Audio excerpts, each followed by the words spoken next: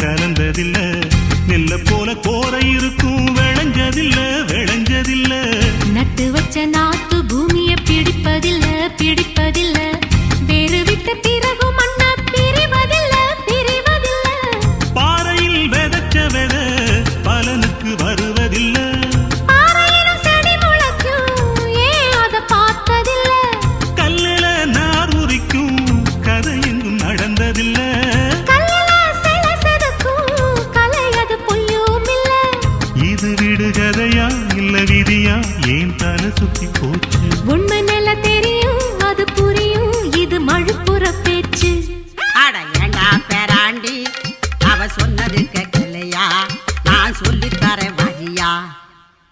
தென்றலுக்கு தெரியும்